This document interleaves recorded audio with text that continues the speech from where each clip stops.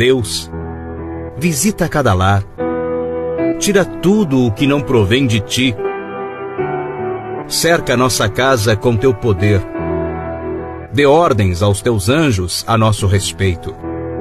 Pai, entregamos aqui nossos medos, aflições, nossas fraquezas, tudo que tem tirado nossa paz, colocamos nas tuas mãos. Que sejamos abençoados por ti em todas as áreas das nossas vidas.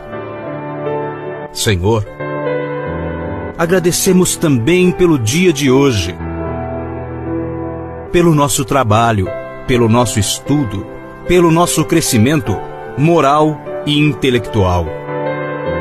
Peço perdão, Senhor, se em algum momento deste dia eu cheguei a falhar. Te amo, Deus, tua graça nunca falha.